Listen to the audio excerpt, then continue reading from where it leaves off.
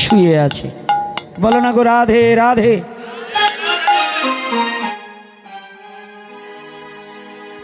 আজকে চতুর্থ দিনে গতকাল আমারই ভাই গৌর গোবিন্দ দাস আপনাদেরকে হরিকথা শুনিয়েছেন। ভক্তি মন্ত্রমূরতি যেন তিনি ভক্তিবাদের কথা অনেক ভালো জানেন, কিন্তু ওনার মতো আমার ভক্তিবাদের কথা জানা নেই। আমার শুধু এখন একটা চিন্তা চেতনা, একটা আস্তে কথা হচ্ছে কেন, একটা চিন্তা চেতনা যাচ্ছে, সনাতন ধর্ম কি, এটাকে জগৎ মাঝারে একটুভাবে ব্যক্ত করা। আর দ্বিতীয়তে সনাতনী জাতি কুম্ভকর্ণের মতো ঘুমিয়ে আছে, খুঁচিয়ে যদি পারি একটু ঘুম ভাঙিয়ে দেওয়া। তাতে কেউ আমাকে আমার অলক্ষ্যে যদি আমাকে বকাবকিও দেয়, বকাবাজি যতই করুক, আমি এ পথ থেকে ফিরে যেতে আর পারবো না। একবার যখন গৌরহরি ঢুকিয়ে দিয়েছে পথে, আর এ পথটা থেকে বেরোতে পারবো না। তথাপিও আজকে কলির পাবন অবতারী শ্রীমান গৌরহরি, যার কোনো দয়ার সীমা নাই, আজকে সবচেয়েতে বলতে হয় সনাতন জিজ্ঞাসা করেছিলেন মহাপ্রভুর ঠাই, কলির যুগের সবচেয়েতে ধর্ম কি? কলির যুগের ধর্ম কি? যুগ ধর্ম আর সনাতন ধর্মের ধর্ম। এই কলির যুগের যুগ ধর্ম কি?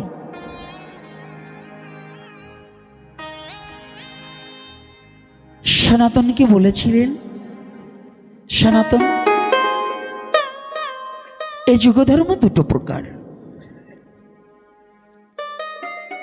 একটা হচ্ছে কলির যুগের ধর্ম হয় নাম সংকীর্তন। কলিযুগের যুগ ধর্ম কি? এই যে দুর্গাপূজা, কালী পূজা, এটা কিন্তু কলিযুগের ধর্ম না। একবারে স্পষ্টভাবে বর্ণনা করে দিলাম।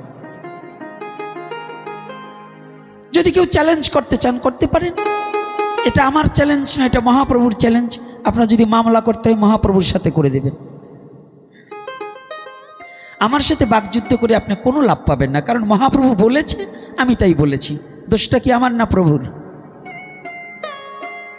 মহাপ্রভু বললেন এই কলির যুগের যুগ ধর্ম হচ্ছে নাম সংকীর্তন।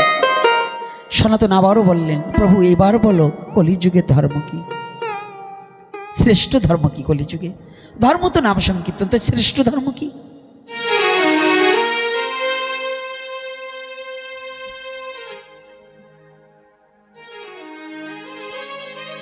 একটা জায়গায় পরে বললেন, এই কলির যুগের জীব নাচিতে গাহিতে, এই হরিনাম লইতে নাচিতে গাহিতে জীব নরকেতেই যাবে। হরিনামও করবে, নাচবে গাবে, আবার নরকেও যাবে। বলো না গো রাধে রাধে। সনাতনে জিজ্ঞাসা করলেন মহাপ্রভুর ঠাই, প্রভু তুমি একটিবার কৃপা করে বলো তো কলিযুগের শ্রেষ্ঠ ধর্ম কি?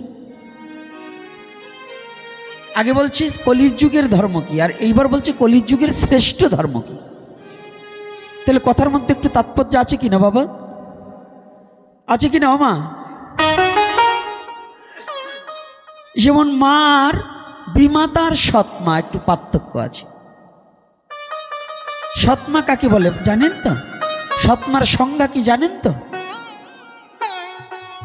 শতকরা 99.5 জন মা জানেন না সৎমা কাকে বলে। সৎ হচ্ছে যার চলা বলা সমস্ত দিকে কোনো অসৎ প্রবৃত্ত নেই, যেখানে কোনো মিথ্যা নেই, ছলনা নেই, অভিনয় নেই, তিনি হচ্ছে সৎ। কিন্তু আমরা সেই সৎটাকে ব্যবহার করছি অসতের জায়গায়। বলুন, অসতের জায়গায় ব্যবহার করছি না? তো তদ্রূপ শ্রেষ্ঠ ধর্ম কি?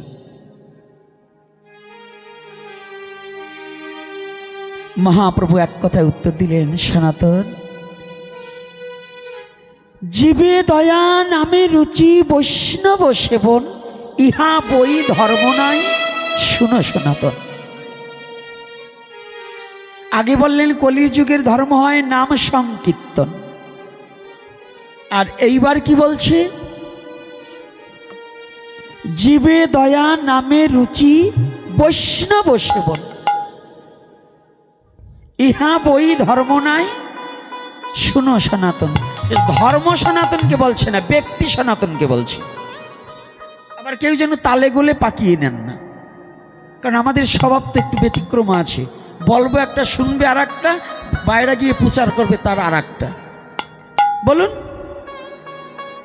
পাঠ শুনতে আসি, হাউসে হাউসে পাঠ শুনতে আসি, কিন্তু পাঠক কি বলে ওটা শুনি না, খালি মিউজিকের তালে তালে। এখন আমরাও পাঠকরা ওই যে পাঠের মাঝে মাঝে গান গাই, আর পাঠের শেষে এখন ওই যেই আগে চাই হোক তবু একটু নাচ ভালো ছিল, এখন আবার এই ড্যামনা নাচ শুরু হয়ে গেছে।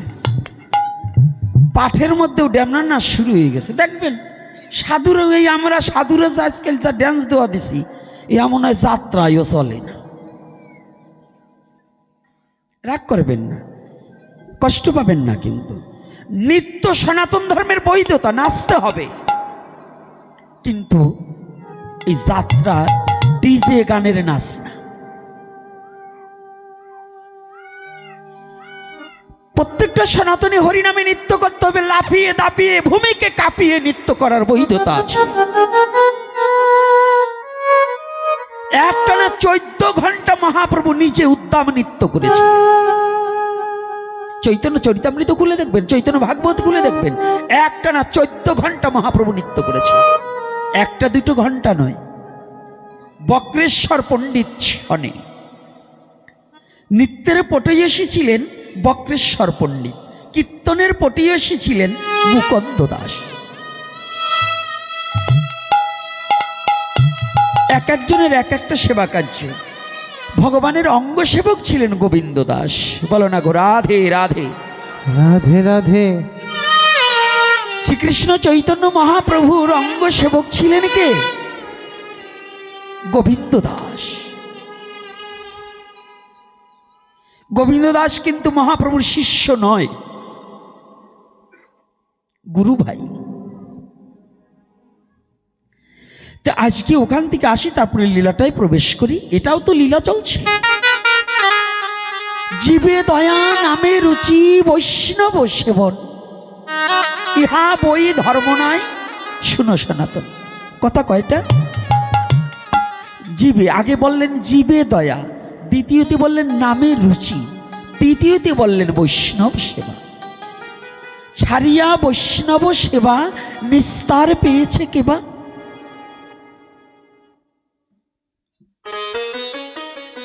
আজকে বলুন তো, আমরা মানুষ জাতি, এই সনাতনী জাতির উদ্দেশ্যে বলছি, আমি অন্য কোনো ধর্মের কথা বলার জন্য আমার জন্ম হয়নি। তবে আমি মানব জাতির জন্য কথা বলতে পারি, কিন্তু অন্য কোনো ধর্মের সম্বন্ধে কথা বলবো না। পৃথিবীর সমস্ত ধর্মের আমার কাছে শ্রদ্ধনীয়, শ্রদ্ধা করি, আর আমার সনাতনকে আমি হৃদয় দিয়ে ভালোবাসি। বলো না গো রাধে রাধে। হরি বল হরি বল। পৃথিবীর সমস্ত ধর্ম, সৃষ্টিকর্তা যখন আলাদা আলাদাভাবে ধর্ম সৃষ্টি করেছেন, সৃষ্টিকর্তা তো একজন, আমি মানি, অন্যরা মানবে কিনা তা আমার জানার দেখার বোঝার প্রয়োজন নেই। তবে আমি প্রত্যেক ধর্মকে শ্রদ্ধা করি, কিন্তু আমাকে যে ধর্মে আমার ভগবান পাঠিয়েছে, এ ধর্মটাকে আমি হৃদয় দিয়ে বড় ভালোবাসি। আমার ধর্ম অনুপাতে যে কথাগুলো বলছি ভালো করে একটু অবলোকন করতে হবে। এই পৃথিবীর শ্রেষ্ঠ, সৃষ্টির শ্রেষ্ঠ জাতি কোনটা? জোরে হবে চাউল। সত্যি? আসলেও তাই? কথা সত্য, বুঝায় ভুল। কথাটা চিরন্তন সত্য, কিন্তু বুঝার মধ্যে একটু ব্যতিক্রম হয়ে যাচ্ছে। আচ্ছা বলুন তো, বুকে হাত দিয়ে আমরা এখানে যতগুলো ভক্ত, অগণিত ভক্ত, আমি গুণে বলতে পারবো না এতটা, এজন্য অগণিত কথাটাই আমার সংযোজন করতে হবে। আমি যদি গুনে আসতাম বলতাম যে এতগুলো ভক্ত, কিন্তু যখন আমার সংখ্যা জানা নেই তখন আমার কথাটা বলতে হবে অগণিত। তো এই অগণিত ভক্তের মাঝে একজন ব্যক্তি বুকে হাত দিয়ে বলুন তো যে আমি মানুষ হয়েছি।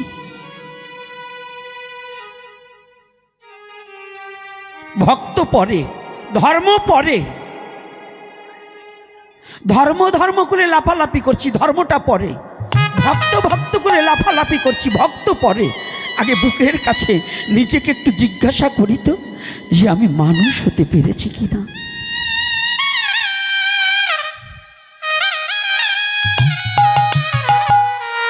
যদি জীবনে আমি মানুষ হতে পারতাম তাহলে কি আমি মানুষ হয়ে কোনোদিন আর একটা মানুষকে কোনোদিন আঘাত করতে পারতাম? আমি মানুষ হয়ে কি একটা মানুষকে যন্ত্রণা দিতে পারতাম? সৃষ্টির শ্রেষ্ঠ জীব মানুষ, আর এই মানুষের পাপের ভারে পৃথিবী ধরণী দেবী আক্রান্ত হয়ে ধরণী দেবী কাঁদছে এই মানুষ জাতির পাপের এবং অত্যাচারের ভারে। এই মনুষ্য জাতির পাপের ভারে, এই মনুষ্য জাতির অভিশাপে ধরণী আজ ধৈর্য ধরে থাকতে পারছে না।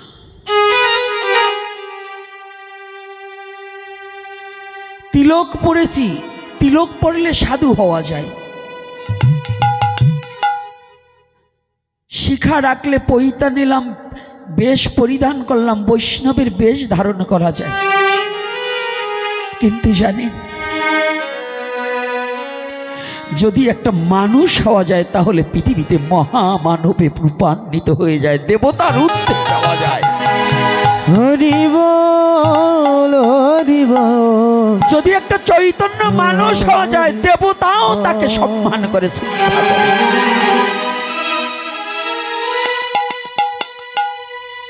এই যত হরি কথা, যত ভাগবতীয় কথা, যত বেদ পুরাণ উপপুরাণ সংহিতা যা বলেন, শুধু সমস্ত মূলে আপনাকে আমাকে একটু মনুষ্যত্ব জাগ্রত করার কথা বলছে। বই পড়ে যদি কেউ ভাগবত পড়ে ভগবানকে পাওয়া যায়, কথা হচ্ছে মিথ্যা, আপনাকে ঠকবাজ।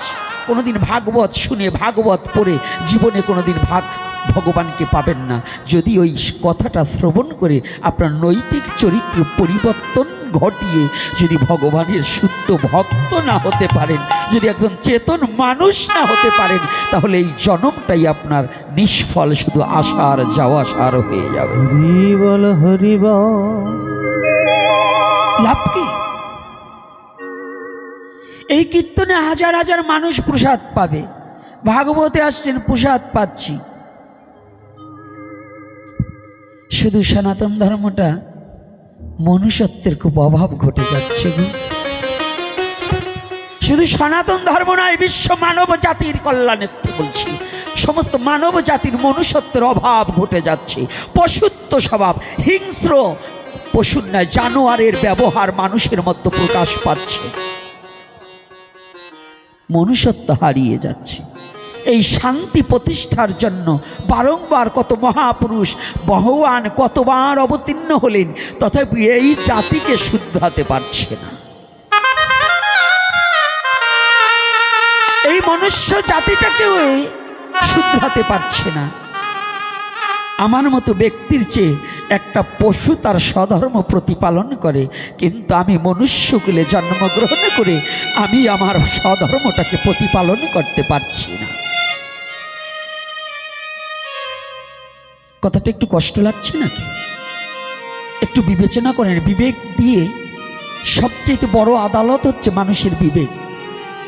এই ক্লান্তি লগ্নে সনাতনী জাতির এই দুঃখ ভারাক্রান্ত হৃদয়ে মন খুলে বলুন তো, বিবেকের কাছে প্রশ্ন করুন তো, যে আমরা কতটুকু শান্তি শান্তি খুঁজছি, শান্তিতে আছি? একটা ব্যক্তি বলুন তো, যেখানে ধর্ম সেখানে অধর্ম, যেখানে নাম সংকীর্তন সেখানে দলাদলি, হচ্ছে কিনা বলুন? নাম সংকীর্তনে দলাদলি, ভাইয়ে ভাইয়ে দলাদলি, পিতা পুত্রে দলাদলি, এবং আমরা যারা ভক্ত এই বৈষ্ণবদের মধ্যে গ্রুপিং আছে। এক গ্রুপ আর এক বাড়ি গেলে আর এক গ্রুপে নিমন্ত্রণ করলে যাবে না, কি আছে কিনা বলুন? বাবার আবার তোমরা আমার প্রদীপ যেন আবার রাগ হয় না তোমরা, আমি কিন্তু ভক্তকে বলছি না, কিন্তু আমার মতো পাষণ্ড যারা অভিনয় করে বেড়াচ্ছি তাদের দুটো কথা বলবো, তারপরে মহাপ্রভুর কথা বলবো। মহাপ্রভুর কথা না বলে যাব না, এটাও মহাপ্রভুর নির্দেশ। এই যে কথাটা বলাচ্ছে মহাপ্রভু, এটা কে বলাচ্ছে? মহাপ্রভু বলাচ্ছে না বাবা। আজকে দেখব এই পৃথিবীর ক্লান্তি লগনে আমার মন বলছে, আইজও যদি মানুষের এই চৈতন্য জ্ঞান এবং সনাতনী জেগে না ওঠে, তাহলে এই সনাতনী আর কোনোদিন ঈশ্বরের চরণ পাবে না, ঈশ্বরের চরণ বঞ্চিত হতে হবে, এটাও জেনে রাখবেন। দ্বিতীয়তে,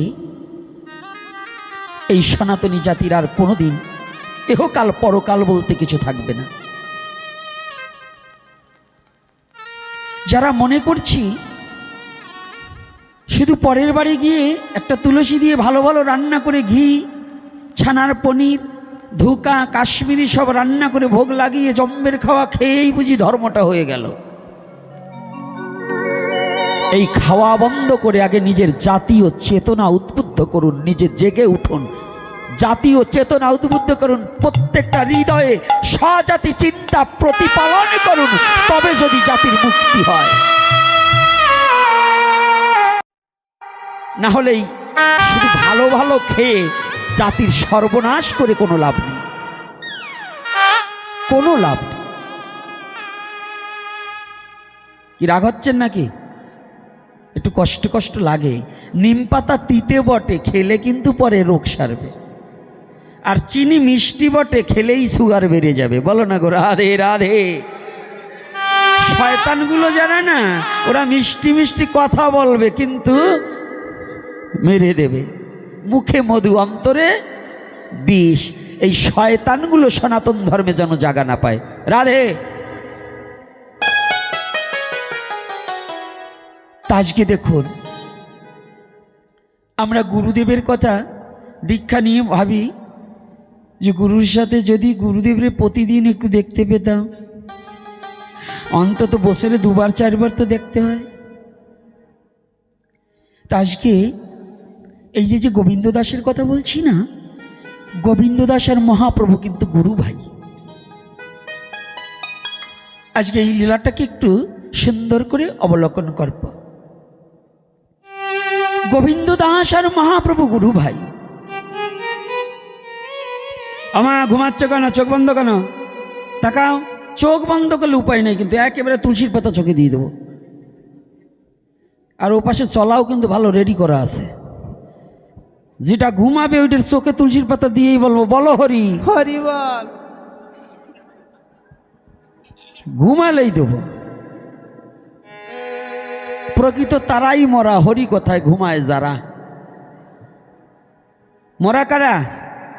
যারা ভগবানের কথা শ্রবণ করতে এসে ঘুমায়, ওইগুলোই তো প্রকৃত মরা। ওগুলো 2 সাইডে পুরাই ফেললেও কিছু আসে যায় না। শ্মশানও কাছে আছে, কিন্তু ওর মনে ছিল। তাই সাবধান। এই যে মায়েরা, এক বান্ধবী ঘুমালে আবার একটু ধাক্কা দিয়ে জাগায় দিও, নাহলে বান্ধবী হারাই ফেলবা। তো শোনো,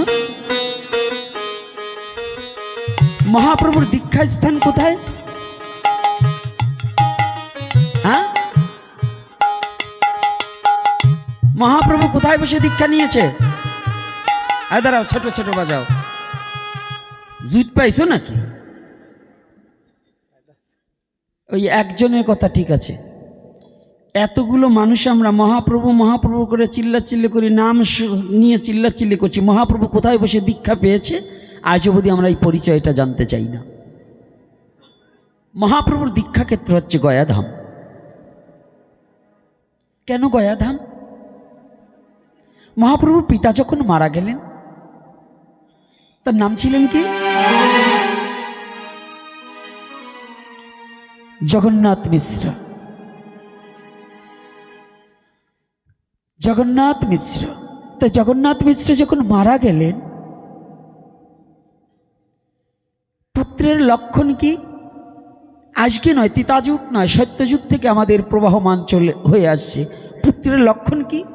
পিতা জীবিত থাকতে বাক্য পালন করা, মৃতে শ্রাদ্ধ আদি, গয়ায় পিণ্ডদান এবং স্বজাতি ভোজন করানো।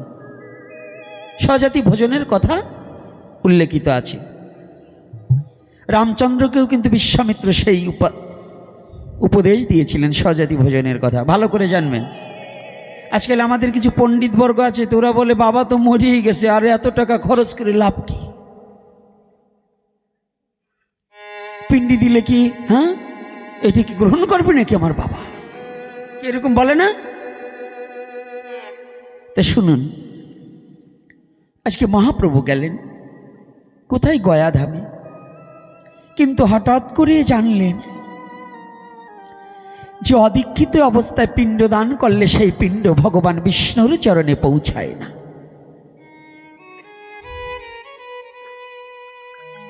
এজন্য সনাতন ধর্মে নিয়ম আছে, 5 বছর থেকে 12 বছর সন্তানের বয়স হলে প্রত্যেকটা পিতামাতা তার সন্তানকে দীক্ষা দেওয়াবে।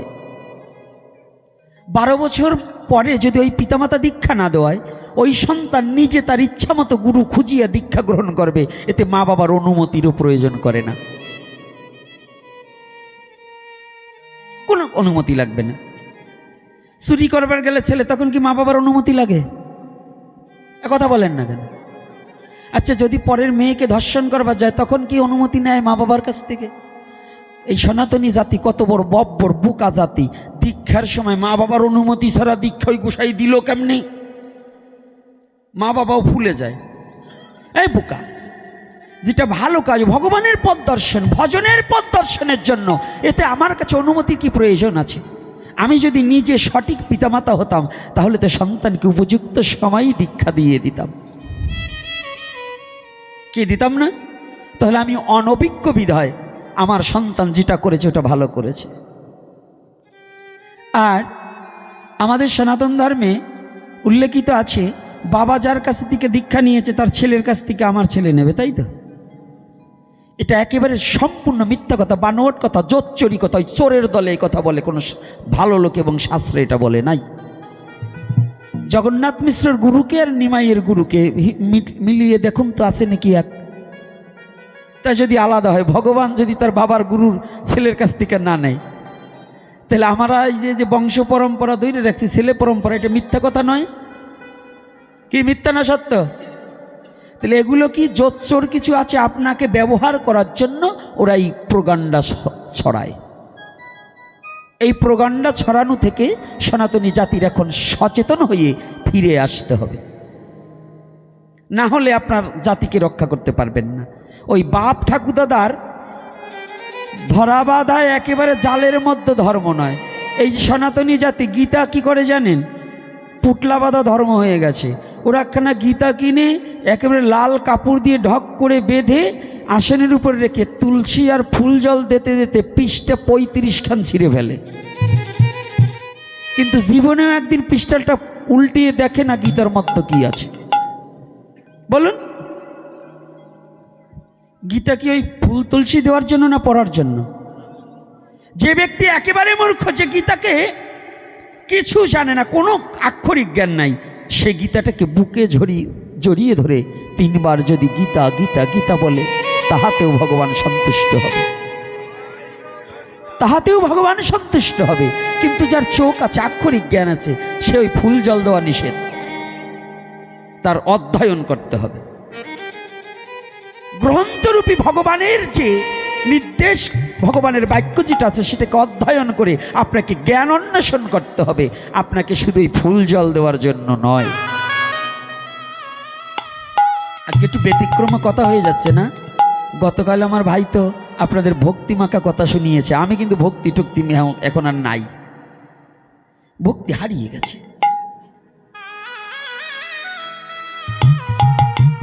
যাক, গৌরের ইচ্ছা হোক, গৌর কি বলে দেখি। তা আজকে মহাপ্রভু গিয়েছেন, খুঁজছে। সনাতন ধর্মের নিয়ম, গুরু করার আগে অন্তত 6 মাস গুরু খোঁজা দরকার। ভগবানও গুরু করছে, আমি কাকে গুরু করব?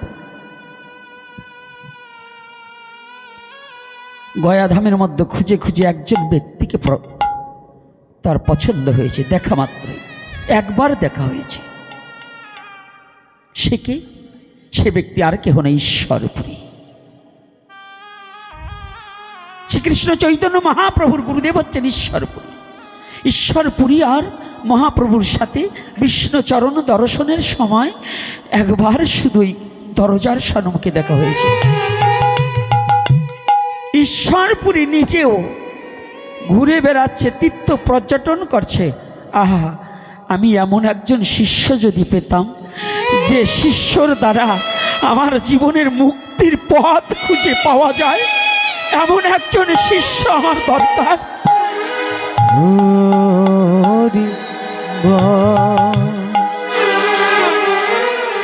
ও বাবা, ও মা, পিতার জন্ম সার্থক যদি একজন সৎ পুত্র জন্ম দেওয়া যায়,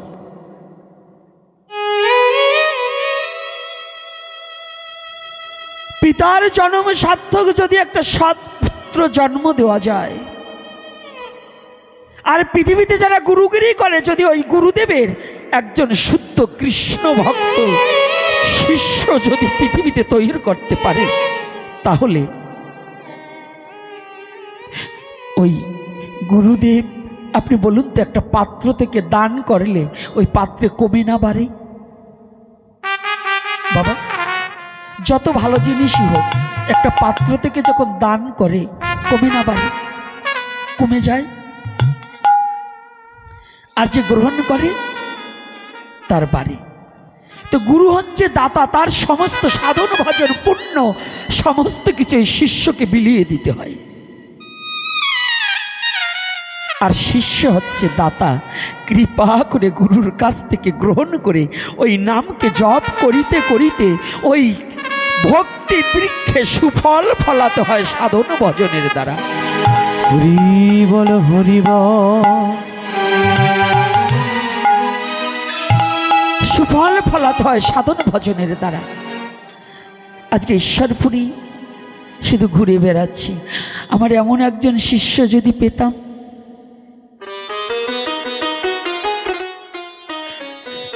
আমি গুরুদেব হয়েও যাকে পেয়ে আমার জীবনটা ধন্য হতো। ঠিক বিষ্ণুচরণ দর্শন করতে যাবে, একবার দেখা হয়েছে, ঈশ্বরপুরী তাকিয়ে আছে, এই ছেলেটা কে? ওয়াহ, এই অপরূপ রূপের ব্যক্তিকে তো কোনোদিনই দেখিনি, কোথাও দেখিনি।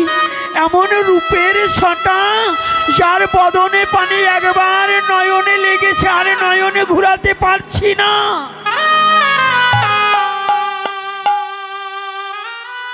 আর মহাপ্রভু তেমতি সময় ওই বিষ্ণু পাদপদ্ম দর্শন করে, সেই সত্যযুগের কথা স্মরণ করে ভগবান বিষ্ণুর পাদপদ্ম চিহ্নের উপরে নিজের মাথাটাকে ভাবে বিকার হয়ে ঠুকাতে ঠুকাতে কপাল ফেটে রুধির দ্বারা ছিটকে ছিটকে সমস্ত ওয়ালগুলো রঙিন হয়ে যাচ্ছে।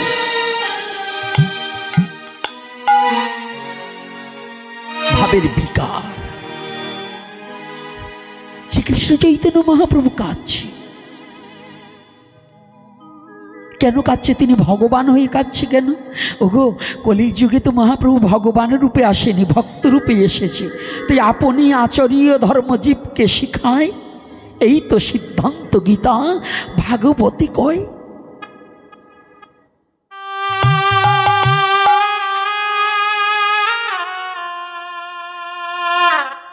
মহাপ্রভু চোখের জল আর রক্তের ধারায় ভগবান বিষ্ণুর পদচিহ্ন রঙিন হয়ে গেলে ঈশ্বরপুরী অদূর হতে দুটি নয়নের জলে ভেসে ভেসে কাঁদছে। এই ছেলেটা যদি আমার শিষ্য হতো, আমার মন বলছে আমি যদি ওকে শিষ্য করতে পারতাম তাহলে আমার জন্ম ধন্য হয়ে যেত। হরি বল।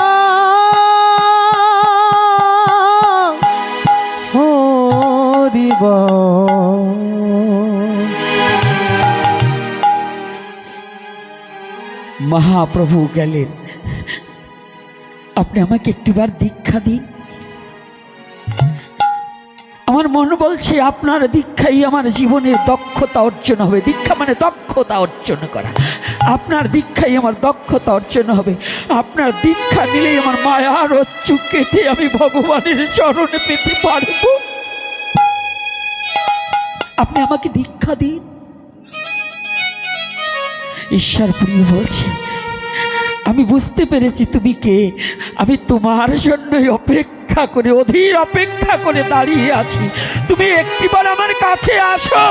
আমি তো তোমার মতো পুত্রকেই খুঁজছি, তুমি আসো।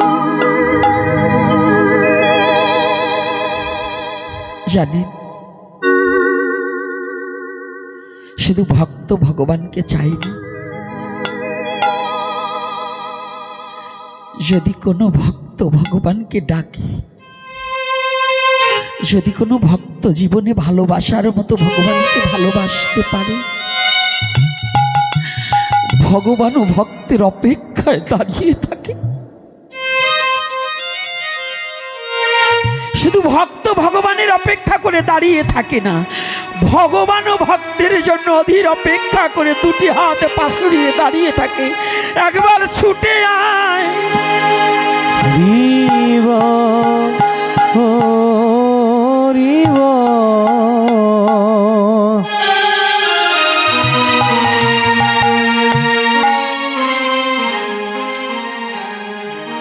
আজ গৌর হরি বলছি, আমার মন বলছে আপনি আমার সঠিক গুরু।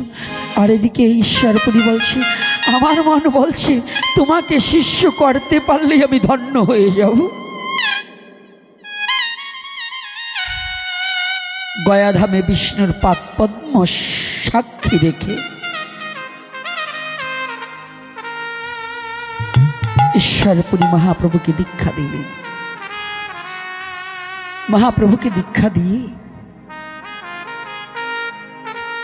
বাবা তোমার নাম কি? আমার নাম নিমাই। না না, আমি তোমাকে নিমাই দেখছি না, আমি দেখছি সাক্ষাৎ সেই দাপরের কৃষ্ণই চৈতন্য জগৎ জীবকে তোমার দ্বারাই চেতন করতে হবে। আমি দেখছি জগৎজীব ঘুমিয়ে আছে, তোমাকে চেতন করতে হবে। তুমি জগৎকে চেতন করবে। আমি তোমার গুরু হয়ে তোমাকে নির্দেশ দিচ্ছি, এই জগৎকে তুমি চেতন করবে। তোমার নাম আমি আজতে শ্রীকৃষ্ণ চৈতন্য রাখলাম। জানেন, আমাদের মধ্যে অনেকের দীক্ষার ঘরে নাম পরিবর্তন করে দিতে হয়। দীক্ষা দেওয়ার পরেই নাম পরিবর্তন করতে হয়। কেন? মায়াবাদী নামটাকে পরিবর্তন করে গুরুদেব পুনঃ দ্বিজনম হইল, ওই দ্বিজনমে আর একটা নাম দাস আখ্যায়িত করে তাকে নামকরণ করা হয়। আমাদের অনেক অনেক গুরুদেবরা এগুলো করে না, অনেক সহজিয়ারা এ সমস্ত করে না। কিছু কিছু লোক শুধু মঞ্জুরি নামায়, ওই কথাকথিত মঞ্জুরি নাই, অমুকরে মঞ্জুরি নামা দিয়েছে, কিন্তু মঞ্জুরি নামা কি এ বিষয়বস্তু জানে না। ওই শুধু রাতে মাছের ভোগ লাগিয়ে এই বড় বড় মাছের পেটি খাওয়ার জন্য কয় অমুকরে সেবার কাজ দিচ্ছি, মঞ্জুরি নামা দিয়েছি। এগুলো কিন্তু মঞ্জুরি নামা নয়। মঞ্জুরি নামার উদ্দেশ্য হচ্ছে সখী অনুগত হয়ে ভজনের একটা পথকে অনুসরণ করানো, তাহাকে বলা হয় মঞ্জুরি নামা। ওই রাত্রে এত বড় কাতলা মাছের মাথাতে জম্বের খাওয়া খাওয়া, এগুলো কিন্তু মঞ্জুরি নামা নয়। কি রাগ হচ্ছে নাকি আমার কথায়? হ্যাঁ, কি এইরকম পার্টি আছে না? এগুলো থেকে সাবধান। এগুলো কিন্তু শুদ্ধ মঞ্জুরি নামা প্রাপ্তি নয়। আজকে মহাপ্রভু কে যখন দীক্ষা দিয়েছে, বলছি তোমার নাম রাখলাম আজ থেকে আমি কি শ্রীকৃষ্ণ চৈতন্য। দীক্ষা অন্তে নাম হইল শ্রীকৃষ্ণ চৈতন্য। চৈতন্য নয়, চৈতন্য।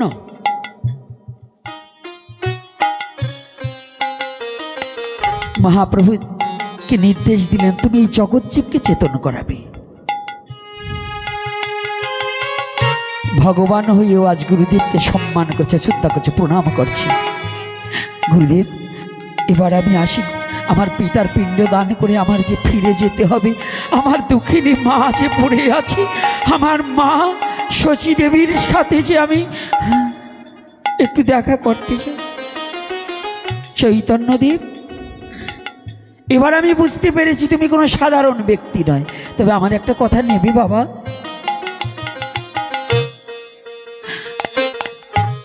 জানো, আমার আশাটা আজ পূর্ণ হয়েছে। তোমাকে শিষ্য করে আমার আশাটা পূর্ণ হয়েছে। তবে আমার একটা কথা নেবে বাবা? তুমি যখন ষষ্টাঙ্গে প্রণাম করেছিলে,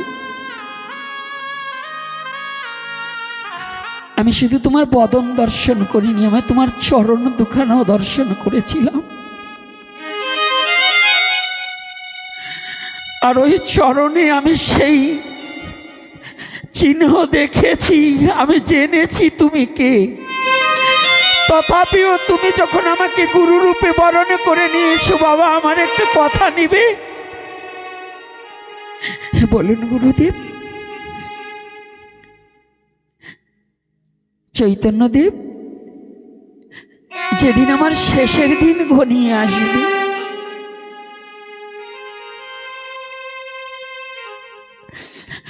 সেদিন আমার বলতে আর কেউ থাকবে না, তুমি কথা দাও। আমি তো তোমার গুরু, আর তুমি হচ্ছ জগৎ গুরু। তুমি আমাকে তোমার চরণ ছাড়া কখনো করবে না।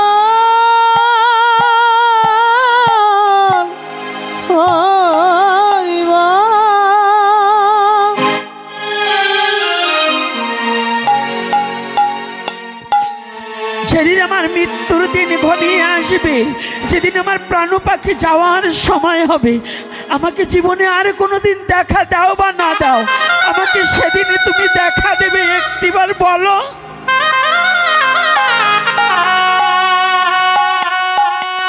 একটিবার বলো।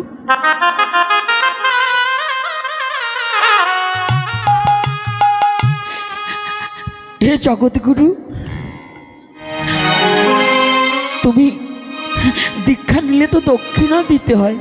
আমি তোমার কাছে কোনো দক্ষিণা চাই না, শুধু দক্ষিণা রূপে আমার শেষের দিনে একবার তুমি আমাকে দেখা দিও।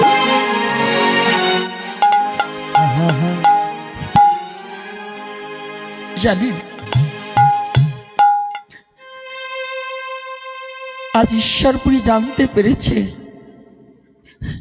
যাকে আমি শিষ্য করেছি, ওই চরণ ভিন্ন জগতে জীবের আর কোনো দাঁড়াবার জায়গা নেই, কোনো জুড়াবার জায়গা নেই।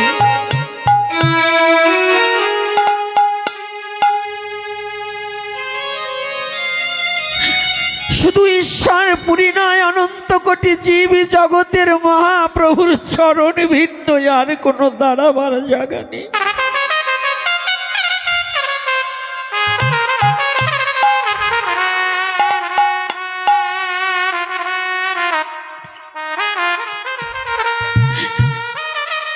তুমি কথা দাও চৈতন্যদেব, আমার প্রাণ পাখি যাবার সময় তোমাকে আমি দেখব।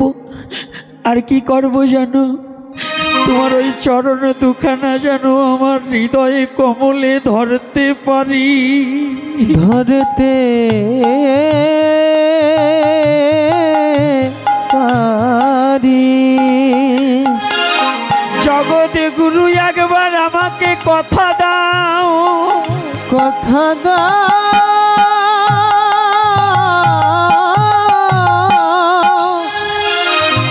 তোমার ওই চরণ থেকে আমাকে ফেলে দেবে না, ফেলে দেবে না।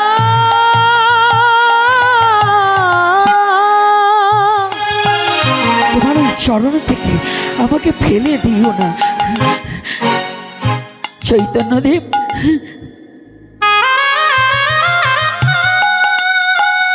সেদিন যদি আমি তোমাকে ভুলেও যাই,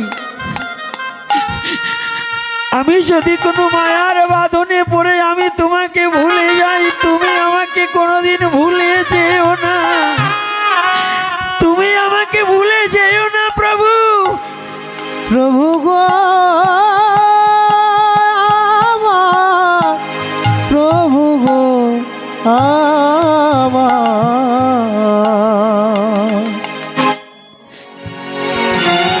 তোমাকে ভুলে গেলেও তুমি আমাকে ভুলো না। জানেন, জগৎজীব ভগবানকে ভুলে গেলেও ভগবান কোনোদিন তার ভক্তকে ভুলে থাকতে পারে না।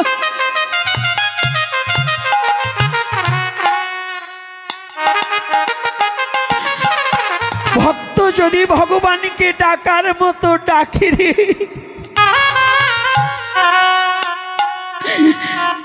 ভগবান বললেন যদি কেউ আমাকে ডাকুক আর নাই ডাকুক, আমি কাউকে ভুলে থাকতে পারি না।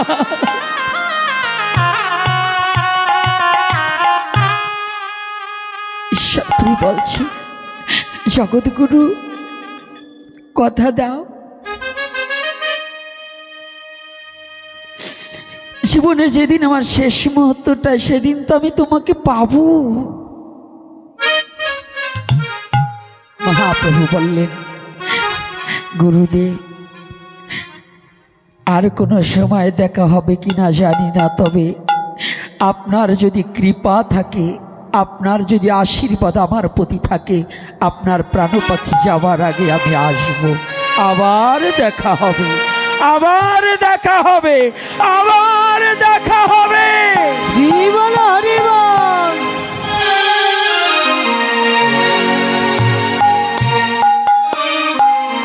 মহাপ্রভু গয়া থেকে চলে গেলেন।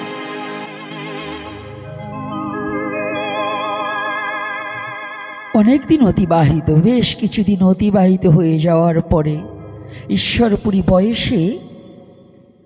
বয়সের ভারে নুয়ে পড়লেন। ঈশ্বরপুরী বুঝতে পারলেন আর বেশি দিন আমার থাকার সময় নেই, আমার পারের ডাক এসে গেছে।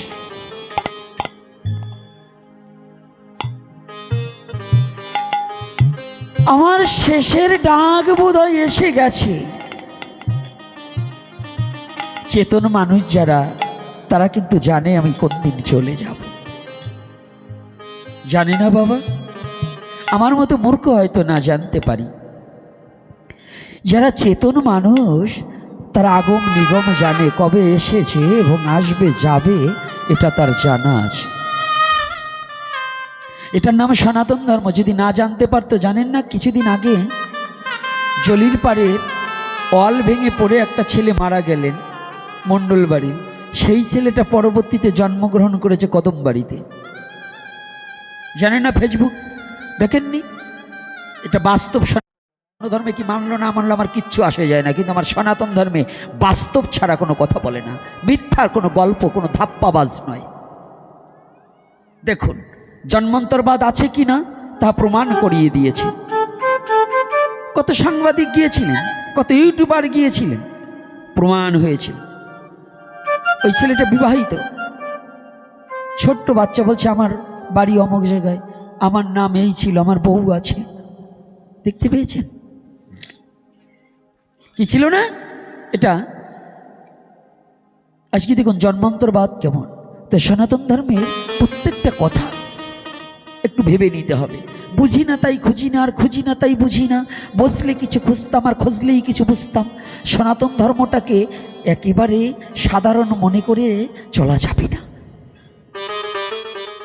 জন্মান্তরবাদ সনাতন ধর্মে যেমন কর্মে করবে তেমন কুলে আবার জন্মগ্রহণ করিতে হবে। তুমি যদি মনুষ্য কুলে বসে কুকুরের স্বভাব করো, জানোয়ারের স্বভাব করো, পশুবৃত্ত স্বভাব করো, আবার তোমার সেই পশুকুলেই জন্মগ্রহণ করিতে হইবে। বলো না গো রাধে রাধে।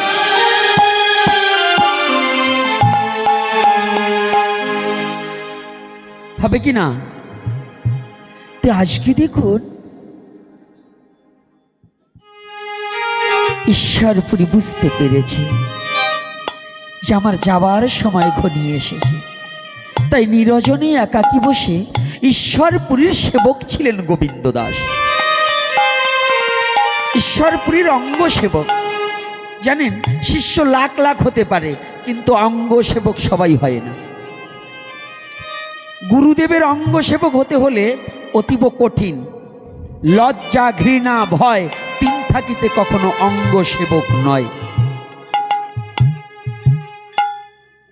শিষ্য হওয়া সহজ, কিন্তু অঙ্গ সেবক হওয়া বড় কঠিন।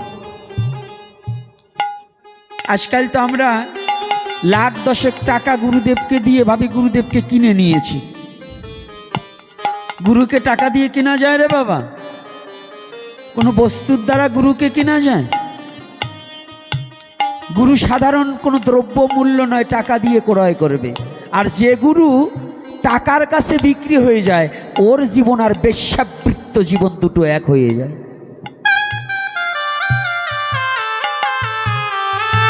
কি কথাটা কষ্ট পেলেন নাকি? বলুন কথা সত্য কিনা? টাকার কাছে একজন পতিতাও বিক্রি হয়, গুরু যদি টাকার কাছে বিক্রি হয়, এই দুইয়ের কাছে কি কোনো আলাদা কিছু আছে নাকি?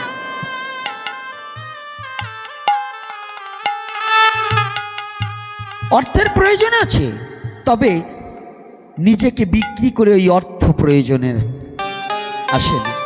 গুরুর যে গুরুত্ব, কোটি টাকা দিলেও গুরুকে কখনো ক্রয় করা যায় না। তাহলে অঙ্গসেবক হতে হলে কি কি গুণের প্রয়োজন, কি একটু আলোচনা করব না করব না? হ্যাঁ, এটার উপর একটু আলোচনা করব।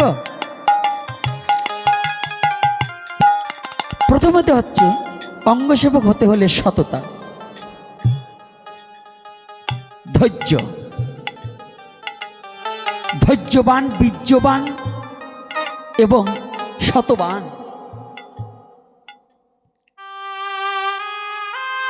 আর হচ্ছে কঠোরতা। নিজের ইন্দ্রিয়গুলোকে এমন কঠোরতা শিক্ষা দিতে হবে যে ইন্দ্রিয়গুলো যেন গুরু সেবার বাইরে যেন প্রবেশ না করে। বলো না গো রাধে রাধে। এ কথাগুলো কিন্তু একান্ত প্রয়োজন আছে। এ কথাগুলো একান্ত প্রত্যেকটা জীবের প্রয়োজন আছে। আজকাল আমাদের গুরু শ্রদ্ধা ভক্তি বৈষ্ণব সেবার নিয়ম কানুন কিচ্ছু নেই। এখন খালি লাফালাফি আর চিল্লাচিল্লি, কয়খানা কীর্তন আর রাধে রাধে রাধে রাধে। এই যে রাধে রাধে রাধে রাধে করতে করতে দম বাইরিয়ে যাচ্ছে, কিন্তু একটু পরেই কিচ্ছু মনে থাকে না। ওই জায়গা খালি লাফালাফি আর অসুরের মতো আর ডাবাই ফেলবো এক বিঘা। দেখবেন তার 10 মিনিট পরেই দেখবেন ওই ভাবি নাই। রাগ করবেন না কিন্তু। কিরে বাবা, দেখুন এখন যা চলছে আমাদের, একেবারে খুব ভয়ানক অবস্থা চলছে। আর আগে কি ছিল? গুরুদেব বাড়ি আসার সাথে সাথে চরণ জল ছিল, চরণামৃত আস্বাদন। গুরুদেব ভগবানকে নিবেদন করে যে প্রসাদ মেখে দিত, আমরা ছোটবেলায় গুরুদেবের কাছে গিয়ে হাত পাততাম, একটা দলা দিত, এক দলাই অর্ধেক সেবার কাজ হয়ে যেত। কি হতো না? আর এখন কি জানেন? গুরু শ্রীপাদ পদ্মদক এটা সেবা করা হয় না। এখন গুরু পূজা কি তাও জানে না। মেয়েরা স্বামী পূজাও করে না। আগে গুরুদেব বাড়ি আসলে স্বামী স্ত্রীকে বসিয়ে উপাসনা তত্ত্ব দেবার সময় গুরু কিংবা সবাইকে স্বামী স্ত্রীর যে সম্পর্ক এবং পূজা দেওয়াতে 18 মকামের তত্ত্ব জানাতে এবং বিভিন্ন রকম এগুলো ছিল। সেই বৈষ্ণবী আচরণগুলো, বৈষ্ণব সেবা থাকলে আগে কি করতেন? একটা চরণ ধোয়াতেন, একটু মিষ্টি দিতেন, তারপর একটু তিলক দিয়ে ফুলমালা দিয়ে বসিয়ে দিতেন, তাই না? এটা ছিল কি না বলুন? এখন আছে? এখন খুব কম, কুচিত কম, 2-1 জনের মধ্যে দেখা যায়। আর এখন তো টাকায় বৈষ্ণব সেবা, যার যত টাকা আছে, যে যত আইটেম করে খাওয়াতে পারে, বৈষ্ণবরাও খেয়ে খুশি আর উনিও দিয়ে খুশি। আজকে বৈষ্ণব সেবা দেওয়ার পরে পরের দিন বলে, আমি আর বাড়িতে যা বৈষ্ণবরা খাইছে কি আর জীবনে চোখে দেখছে? বৈষ্ণব সেবা রে।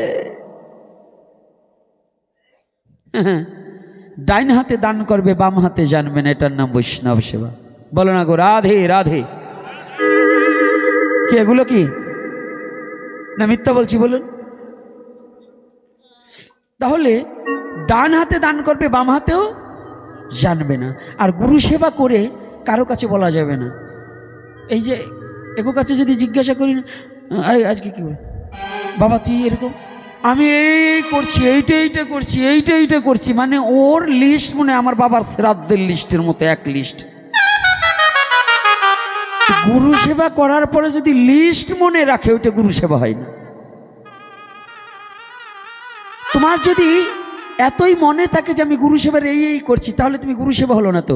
গুরু সেবার সময় নিজেকে বিলিয়ে দিতে হবে গুরুচরণে আত্মনিবেদনম। যত সময় পর্যন্ত আত্মনিবেদন না হবে তত সময় পর্যন্ত গুরু সেবা পরিপুষ্ট হবে না। বলো না গো রাধে রাধে। তা আজকে গুরু সেবা কাকে বলে? হ্যাঁ, একটু না বলে যাব না, নাকি বলবো না? না থাক, আর একদিন বলবানি। হ্যাঁ 11টা বাজে। হ্যাঁ কত বাজে? 11:15। তো এখন কি বলবো না বলবো না? ঘুম আসে নাই তো? তো ভাবছেন নাকি আমি না বলিয়ে যাব? হ্যাঁ, না বলে যাওয়ার লোক আমি। শুনবার না চাইলে যাইয়ে বলবো, জোর করিয়ে বলবো। এই গেছি সিলেটে, 5 গাড়ি এসে সেনাবাহিনী কেটা যেন অবজেশন দিয়েছে, উনি এখানে আইসে মিটিং করবার। শুনেন এই যে 3টে জমকলের আসনি, এই 3টে ছিল। হ্যাঁ, এই জমকলের আসনি এই 3টে ছিল। 5 গাড়ি আর্মি আইছে, মাঠে রয়েছে। আর বোধহয় আসরের ভিতর কতটি, 2 গাড়ির মতো ঢুকছে আসরের ভিতর। পুলিশ আইছে, এনএসআই আইছে, আবার গোয়েন্দা বিভাগ আসছে, 4 সেক্টর আসছে। আমি মানুষ নিয়ে একটা পুঁটি মাছের মতো, আমার জন্য যদি 3-4 গাড়ি আর্মি পাঠাতে হয় তো বোঝেন প্রশাসন কোন জায়গায় গেছে। আমি আর যে সময় এই আমাদের দীপু ছেলেটারে, সনাতনী ছেলেটাকে অর্ধেক মার করে পুড়িয়ে দিল, আর ওনরা হিজড়া হয়ে বন্দুক নিয়ে মাইক হ্যান্ড মাইক হাতে নিয়ে বসে রয়েছে। ওই শালা চোরের দল, ঘুষখোরের দল, ওই চোরের দল, লম্পটের দল, ওরা সেনাবাহিনীর চাকরি করে সেনাবাহিনীর সামনে একটা ছেলেকে হত্যা করে পুড়িয়ে মারে। আর ওরা, আমি জীবন্ত মানুষ, ওখানে আমি কিছু ধর্ম প্রচার করবার, আর সেখানে ওনরা চলে আসছে। তাহলে এগো কি বলবো? বলবার পারি, কিন্তু যুগ তো ভালো না, এই জন্য কিছু আর বলবো না। ওই হিজড়া গো কথা বইলে আমার মুখ নষ্ট করে কোনো লাভ নাই। ওগুলো হইল হিজড়া। এরপরেরটা গরিব দুঃখীরে শাড়ি ঠাড়ি দান না করে বাংলাদেশের বর্তমান যিনি আইন উপদেষ্টা আছে ওনারে শাখা চুরি দিতে হবে। আর ওই যারা ওই যে ওই রকম কাজ করে ওনাগো শাখা চুরি দিয়ে একেবারে সাজাইয়ে লিপস্টিকের টাকা আমি দেব। আর কিছু বলবো না, কারণ দুঃখ লাগে, যন্ত্রণা লাগে। জানেন, আজকে দেখলাম সত্যিকারের একজন মুসলমান বাবা চমৎকার কথা বলছে। মুসলমানের ঘরে জন্ম হয়েও সে মানবতাবাদী। এই যে মুসলমান, প্রকৃত মুসলমান, অর্থাৎ একজন মুসলমান, প্রকৃত মুসলমান যিনি, তিনি অন্যের দুঃখে কখনো হাসতে পারে না। একজন হিন্দু, প্রকৃত হিন্দু, একজন মুসলমানের দুঃখে কখনো হাসতে পারে না। এটা মানুষের ধর্ম, ধর্ম নাই পশুর। মানুষের তো ধর্ম আছে, যে ধার্মিক, সে কোনোদিন অন্যকে হত্যা করতে পারে না। এজন্য সনাতনী হোক, ইসলাম ধর্মের হোক, বৌদ্ধ ধর্মের হোক, খ্রিস্টান ধর্মের হোক, যারা মানুষ হয়েছে তার কাছে তার দ্বারা কোনোদিন মানবের ক্ষতি হয় না। দেখবেন, না হলে আমরা টিকে আছি, আমরা পরস্পরে বসবাস করছি না, সবাই কি খারাপ? হ্যাঁ, ভালো মন্দ আছে না, কিন্তু ওদের দলটাই আলাদা, ওই গ্রুপটাই জানোয়ারের গ্রুপ, ওই রক্তটাই জানোয়ারের রক্ত। ওরা কোনো ধার্মিক নয়। এজন্য আর ওদিকে যাব না, কারণ এমনি আমার মুখ ভালো না, চাষে আবার কোনটা তুই কোনটা বেরোই যাবে, যাক তালা মাইরে তুই গুদামে। যদি কোনোদিন দেশের অবস্থা ভালো রাখে, যেন প্রভু যেন সবাই শান্তিপ্রিয় হোক, দেশবাসী যেন সবাই, বাংলাদেশে যেন আবার শান্তি ফিরে আসুক, এটাই প্রভুর কাছে আমি প্রার্থনা করি। সবাই যেন সুখে শান্তিতে বসবাস করতে পারে, সবাই যেন সুখে থাকে। তা আজকে দেখুন অঙ্গ সেবক কাকে বলে। গোবিন্দ অঙ্গ সেবা করছে। এই গোবিন্দ দাস এর অনেক পদাবলী আছে, আছে না? আছে কি না?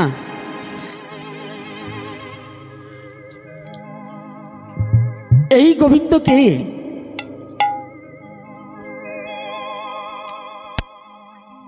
এই গোবিন্দ দাস ঈশ্বরপুরীর অঙ্গ সেবক। ঈশ্বরপুরী হচ্ছে মহাপ্রভুর গুরুদেব। তো মহাপ্রভু আর গোবিন্দ সম্পর্কে কি? হ্যাঁ, আমরা আজকাল গুরু ভাই হিসেব করি, হ্যাঁ, এই গুরু ভাইরা গুরুদেবকে নিয়ে যা দল করে এমনি লোকেও দল করে না। বলুন, একজনের বাড়িতে গুরুদেব গেলে কয় আমার বাড়ি আসবে না, ওই বাড়ির বিটিরে বুঝি ভালো দেখছে গুরুদেব না, এরকমও কথা বলে।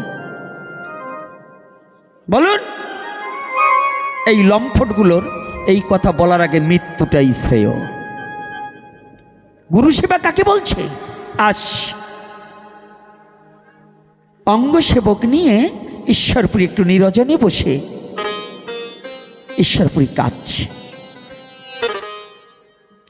গোবিন্দ ভগবানকে ভোগ লাগিয়ে গুরুদেবের কাছে দেখতে পায় গুরুদেব এসে, গুরুদেব দুটি চোখের জলে ভাসছে।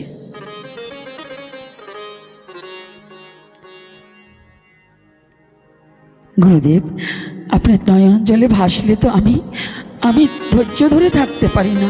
বলুন, হ্যাঁ, আপনি কেন নয়ন জলে ভাসছেন? গোবিন্দ, আজ না আমার বড্ড মনে পড়ছে আমার চৈতন্যর কথা, আমার চৈতন্য দেবের কথা। আজ আমার মনে বড় সাড়া দিচ্ছে, যদি আজ আমি আমার চৈতন্যকে একটু নয়নে দর্শন করতে পারতাম তাহলে আমার জীবন সার্থক হয়ে যেত। গোবিন্দ বুঝতে পারলেন আজ বুঝি গুরুদেবের যাওয়ার সময় ঘনিয়ে এসেছে। আজ বুঝি গুরুদেবের যাওয়ার সময় ঘনিয়ে এসেছে, আর বুঝি গুরুদেব থাকবেন নাই লীলাধামে। লীলাকে বিশ্রাম দেওয়ার সময় ঘনিয়ে এসেছে। প্রণাম করে বলছে, গুরুদেব, আপনি না সেদিন বলেছিলেন চৈতন্য নাকি জগৎগুরু? গোবিন্দ, ও জগৎগুরু বিদায়ী তো আমি ওকে জগৎগুরু বলেছি। গুরুদেব, তাহলে আপনার মনোবাসনা পুরাইতে তো আমি তো জগৎগুরুকে ডাকতে জানি না। আমি জীবনে কোনোদিন জগৎগুরুকে ডাকার মতো ডাকিনি। ডাকিনি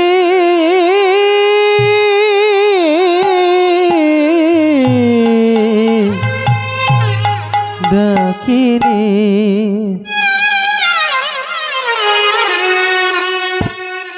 আমার ডাক কি জগৎগুরুর কর্ণে পৌঁছাবে? পৌঁছাবে। গুরুদেব, আমি শুনেছি গুরু যদি কোনো শিষ্যকে ডাকে সে তো আর থাকতে পারে না। আপনি প্রাণ ভরে আজকে চৈতন্য দেবকে একটু ডাকুন।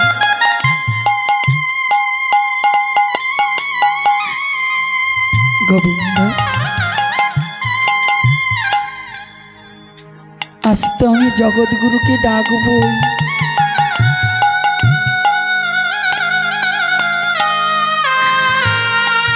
আজ আমার ডাকার সময় এসেছে, আর তো কোনোদিন আমি ডাকতে পারবো না। জানেন, শুদ্ধ কৃষ্ণ ভক্ত মুক্তি চায় না। যারা প্রকৃত শুদ্ধ কৃষ্ণ ভক্ত, সাযজ্য শালক্য সামপ্য শাস্তি নির্বাণ এই পঞ্চবিধ মুক্তি সে চায় না। শুদ্ধ কৃষ্ণ ভক্ত বলে, গোবিন্দ, আমাকে যতবার ইচ্ছা তুমি এই ভূমণ্ডলে পাঠাও, তবে আমার একটা কথা, আমাকে যতবার ইচ্ছা পাঠাও, কিন্তু ততবার যেন তোমার নাম করে কাঁদতে পারি। আমি যেন তোমার নাম করিতে পারি, আর নাম করিতে করিতে দুটো নয়নের জলে ভেসে ভেসে জীবনের তরে তোমায় ডেকে ডেকে যেন আমার জীবনে লীলা সাঙ্গ হয়। হরিব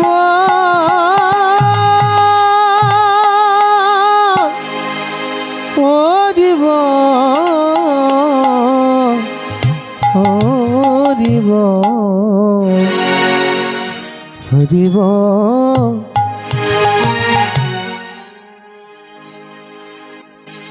আমি তো ডাকবো,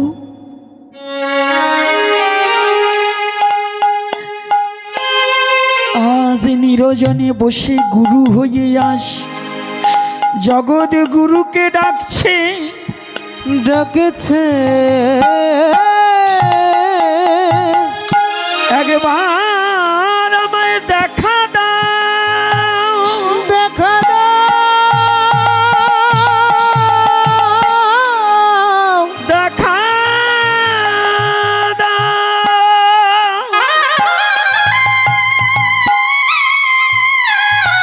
জগৎগুরু, আর আমার সময় বেশি নেই, একবার দেখা দাও আমাকে, একটিবার এসে প্রাণ প্রাণ থাকিতে তুমি দেখা দাও। দেখা দাও, দেখা দাও,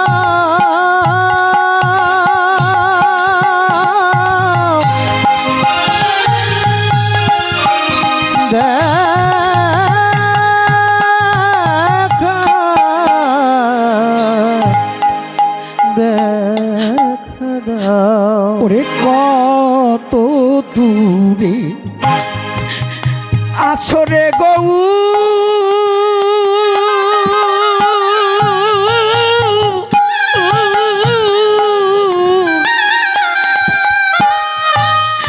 তোমার সে দেশ কত, ওরে সে দেশ কত দূর,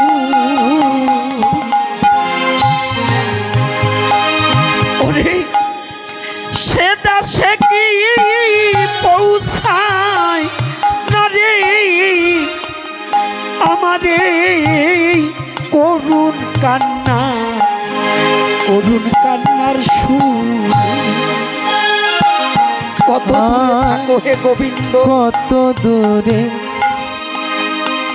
আছো গোবিন্দ, জয় নিতাই গৌর হরিবল। মনে সে দেশ কত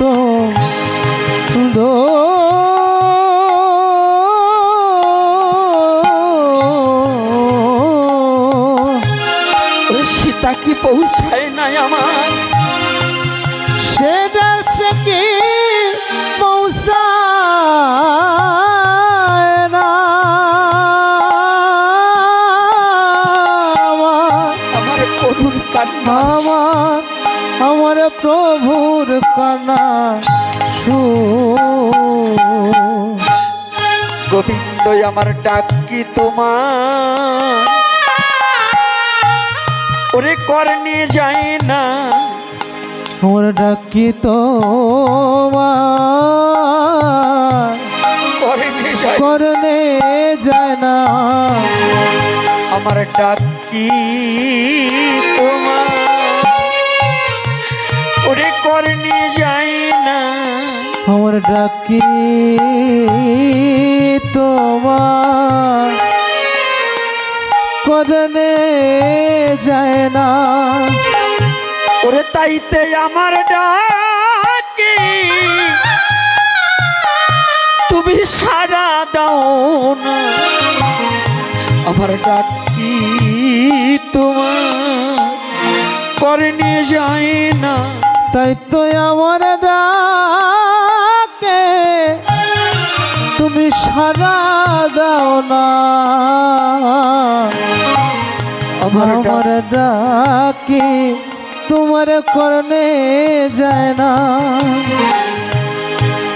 আমার এই ডাক তো তোমার কানে যায় না, কত দূরে আছো গো, হে জগৎ গুরু একটিবার এসে দেখা দাও, দেখা দাও, তুমি দেখা দাও,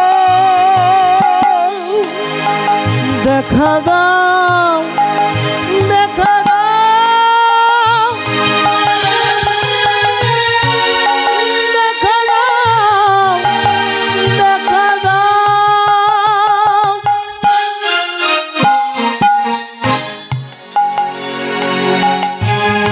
মহাপ্রভু অন্তরে জানতে পারলেন, ঠিকই মহাপ্রভুর অন্তরেও সাড়া দিয়েছে, তাই তো আমার গুরুদেবকে অনেক দিন হয় দেখি না, একটু দেখতে যাই। মহাপ্রভু ঠিক ঈশ্বরপুরীর সম্মুখে এসে দাঁড়িয়ে গেলেন। গুরুদেব প্রণাম হই তব চরণে। জগৎগুরু তুমি এসেছ, তুমি আমাকে প্রণাম করছো না। আজকের প্রণাম খানা তুমি কৃপা করে তোমার চরণে গ্রহণ করো। আমি গুরু হয়ে তুমি জগৎগুরু তোমার চরণে প্রণাম খানা গ্রহণ করে নাও। গ্রহণ করে,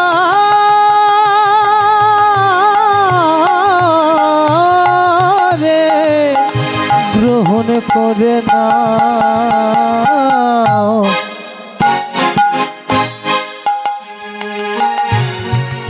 আজ আমার শেষের দিন,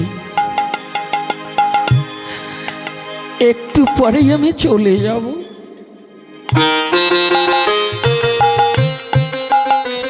জগৎগুরু আর কোনোদিন দেখা হবে না।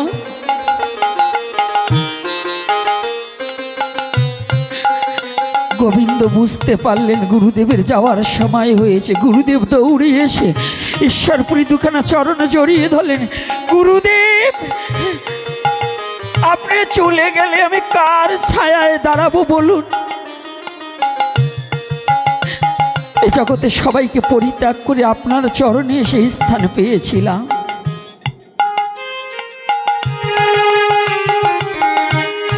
আমি অযোগ্য পাত্র বলেও তুমি যোগ্য করে তোমার চরণে রেখেছিলে দয়াময়। আমি অযোগ্য পাত্র, তথাপিও তুমি যোগ্য মনে করে তোমার চরণে রেখেছ।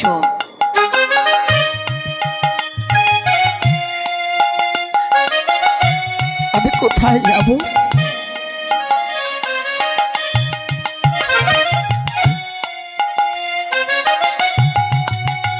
আমার যে তোমার চরণে ছাড়া আর জগতে কোনো দাঁড়াবার জায়গা নেই।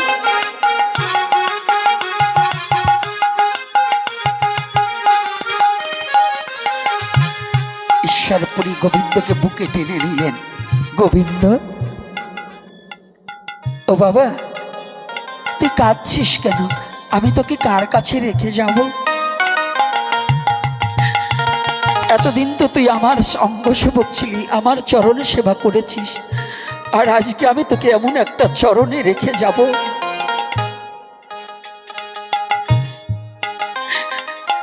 যে চরণে বিনে শুধু আমার নয়, শুধু তোর নয়, অনন্ত কোটি জীবের ওই চরণে বিনে আর কোনো দাঁড়াবার জায়গা নেই।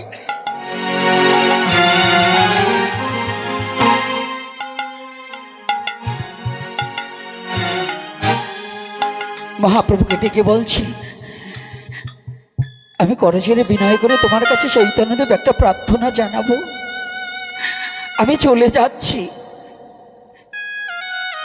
আমি চলে যাচ্ছি, কিন্তু একটা কাজ করবি। আমার গোবিন্দকে তুমি তোমার চরণে একটিবার রেখো। তুমি আমার গোবিন্দকে চরণ ছাড়া করো না রে। তুমি আমার গোবিন্দকে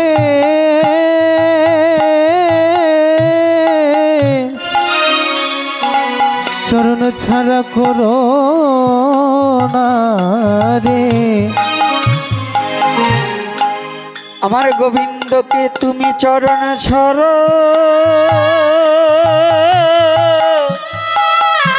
করো না রে।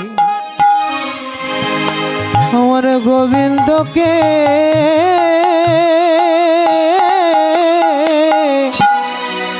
তুমি চরণ ছাড়া করো না রে। ওরে তোমার চরণ বিনে আমাদের আর জায়গা নাই রে।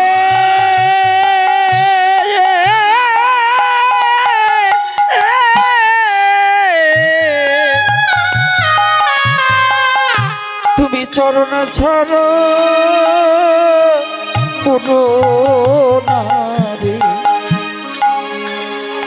তোমার চরণ বিনে আনি তাই গৌর হরিব আর জায়গা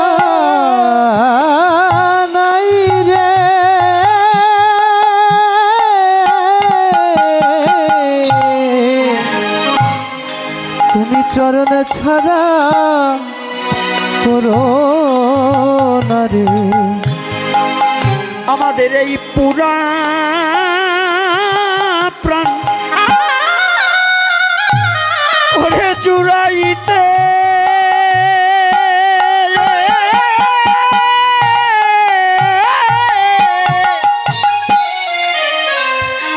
তুমি চরণ ছাড়া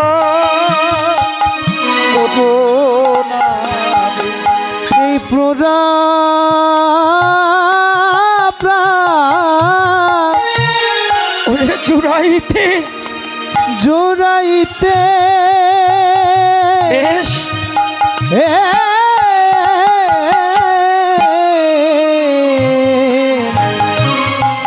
চরণ ছাড়া তুমি চরণ ছাড়া করো না রে। ওরে তোমার চরণে বিনে আমাদের আর জীবের দাঁড়াবার জায়গা নাই রে।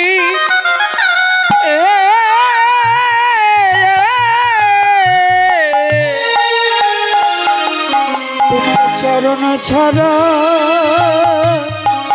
কোটো না। তোমার চরণ বিনে দাঁড়াবার জায়গা নাই রে।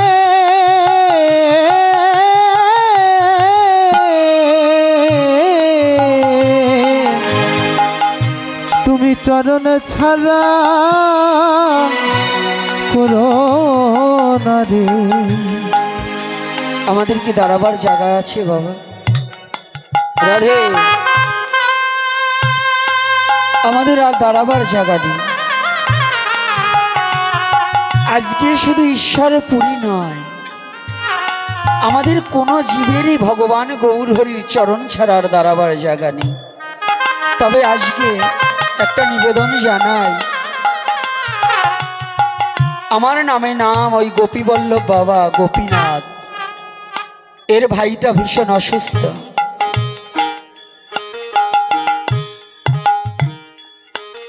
হার্ট ব্লক হয়েছে, 4টি রিং করাতে হবে, ভীষণ অসুস্থ। তাই সকলে একটু আশীর্বাদ করবেন, গৌর হরি যেন কৃপা করে তাকে ওপেন হার্ট সার্জারি থেকে আগামী দিনই করবে, ওনাকে যেন আমাদের মাঝে আবার ফিরিয়ে আনেন, যেন তিনি এই ভক্ত সঙ্গ করতে পারে। সকলে একটু আশীর্বাদ করবে। সবাই একটু আশীর্বাদ করবেন, সকলে আশীর্বাদ করবেন। আশীর্বাদ ভিন্ন, ভগবানের আশীর্বাদ ভিন্ন, ভক্ত রক্ষা পায় না। আর ভক্তের আশীর্বাদ ভিন্ন, ভগবান শ্রবণ করে না। আসতে আয় মা, কি হয়েছে বাবা? বসুন, কথা বলো না মা, কথা বলো না। তো আজকে দেখুন, মহাপ্রভুর গুরুদেব ঈশ্বরপুরী বললেন, গোবিন্দ আজ হতে আমি তোমাকে আমার শ্রী চৈতন্যর চরণে সমর্পণ করে গেলাম। তুমি আমার চৈতন্যদেবের চরণে সেবা করবে এবং অঙ্গ সেবা করবে। আর যদি ভক্তজন হরিকথা শ্রবণ করলে তো কিছু ভিক্ষা দিতেই হয়, মানে দক্ষিণা যাকে বলে। আমার ছেলেরা যাচ্ছে, যার যেমন সামর্থ্য আছে দিবেন, কারণ এই এক একজন করে আসতে আসতে কিন্তু অনেক সময় লেগে যাবে। আপনাদেরও সময় লাগবে, আমারও সময় লাগবে। আগামী দিন পাঠ আছে সেই কুমিল্লাতে, তাই কি করে এত জার্নি তো সম্ভব হয় না। তার মধ্য দিয়ে আপনাদের চরণ স্মরণের কথা মনে পড়লে আর বসে থাকতে পারি না। তাই আপনারা কৃপা করে আবার যদি কখনো কোথাও দেখা হয় এবং আমার আলোচনা চলাফেরার মধ্যে তো অনেক ত্রুটিজনিত কথা আছে এবং ক্রোধান্বিত ভাষা আছে, নিজ সন্তানরূপে ক্ষমাসুন্দর দৃষ্টিতে দেখবেন। আর আজকে মহাপ্রভুর চরণে গোবিন্দকে সমর্পণ করে দিলেন। গুরুদেব নিজে ঈশ্বরপুরী, সেই হতে মহাপ্রভুর অঙ্গসেবক গোবিন্দ। মহাপ্রভুর অঙ্গসেবক কে? গোবিন্দ। তাই দেখুন, আমাদের সনাতনী জাতি একটা কথা একটু স্মরণ রাখবেন। এই যুবক ছেলেমেয়েরা, আবেগে মত্ত হয়ে বর্তমান রাষ্ট্রীয় প্রেক্ষাপটে কোনো কেউ ফেসবুকে কোনো কিছু লেখালেখি করিবেন না। লাইক কমেন্ট কোনো কিছুর প্রয়োজন লাগে না। পারলে নিজেদের আত্মচেতনাবোধ জাগ্রত করুন। এই ফেসবুকে লেখালেখি বন্ধ করুন। কিছু কুচক্র মহল আছে আপনাকে মিথ্যা ধর্ম অবমাননা বিভিন্ন মব সৃষ্টি করে আপনাকে তো শেষ করবেই, সাথে সাথে জাতিটাকেও শেষ করবার চিন্তা করবে। তো এজন্য আপনারা কেউ বর্তমান সিচুয়েশন মোটামুটি আমার দৃষ্টিকোণ থেকে আমি ভালো লাগছে না, এই ভালো না লাগার পক্ষ থেকে সমস্ত আপনাদের চরণে হাত রেখে বলছি, আমাদের কারো কোনো লাইক কমেন্ট এবং কোনো কথাবার্তা ফেসবুকে লেখালেখির দরকার প্রয়োজন করে না। নাকি কি বলেন? রাধে রাধে। সমস্ত যুবক ছেলে তোমাদের প্রতি অনুরোধ করব, তোমরা বাইরা ঘাটে রাস্তাঘাটে রাত বিরাতে কোথাও গিয়ে কারো সাথে ধর্ম নিয়ে কোনো তর্কাতর্কি এবং কোনো রকম কোনো কিছু করবে না। কারণ ধর্ম নিয়েই অধর্ম সৃষ্টি করা হচ্ছে এবং মব সৃষ্টি করে আপনাকে শেষ করবে, একটা পাড়া শেষ করবে, কিংবা আপনার বংশটাকেও শেষ করে দিতে পারে। এই মবকারীরা কোনো ধার্মিক নয়, এই মব সৃষ্টিকারীরা হচ্ছে সন্ত্রাসী, আর সন্ত্রাসীদের কার্যকলাপই হচ্ছে ভালো জায়গায় সন্ত্রাসী করা। তাই আপনারা এগুলো থেকে বিরত থাকবেন। প্রয়োজন নেই কারো কোনো ধর্ম নিয়ে আলোচনা সমালোচনা, এগুলো কোনো কিছু করার দরকার নেই। আপনার স্বধর্ম সঠিকভাবে প্রতিপালন করুন। প্রতিটা বাচ্চার মধ্যে নিজের সনাতনী ধর্মটাকে, আপনার স্বধর্মটাকে জাগিয়ে তুলুন। আপনার জাতীয় চেতনা জাগ্রত করুন। তবেই যদি আমাদের মুক্তি একদিন ঘটে আসবে। হবে কি না?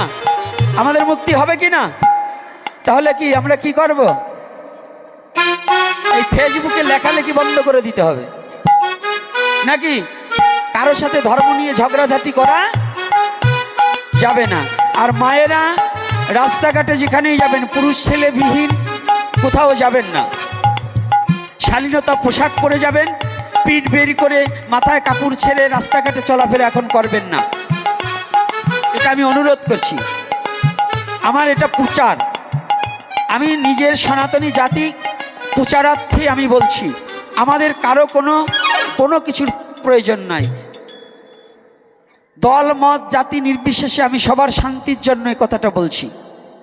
নাকি আমি আমার কথা বলছি না সমস্ত জাতির শান্তির জন্য? কেউ বলবে না।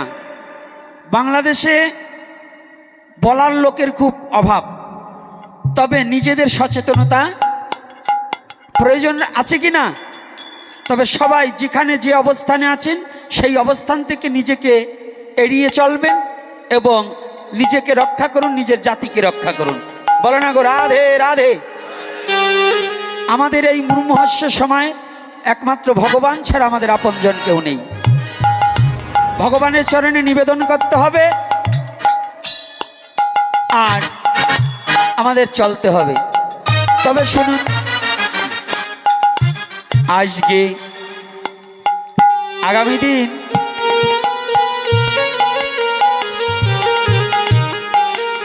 আমি যে সত্য কথা বলতে ভালোবাসি, এখানে দুদিন পাঠ আমার ছিল। আমি নিজের স্বইচ্ছায়, ওদের কোনো দোষ না, আমার ইচ্ছায় যে কোনো কার্যর জন্য আমার বাইরে যেতে হচ্ছে। কথাটা বুঝতে পেরেছি। এজন্য আগামী দিন আমারই ছেলে পাঠ করবেন, জয় সরকার। কৃপা করে আপনারা সকলে আসবেন। ওরা যেন সমাজের মাঝে, আমি গোপীনাথ একদিন থাকবো না, যেন এই সমাজকে ওরা প্রতিবাদ করে যেন আবার এই সনাতনী জাতিকে সেই জাগ্রত করতে পারে। এজন্য আপনারা আমরা যদি না আসি তাহলে ওদের অনুপ্রেরণা যোগাবে না। তা আপনারা সকলে আসবেন, আমার জয় আসবেন। আগামী দিন হরি কথা বলবেন, আপনারা আস্বাদন করবেন। আজকে ভক্ত ভগবানের মিলন হয়ে গেল, প্রেমানন্দে ভক্তগণ একবার হরি হরি বলো। হরি বল।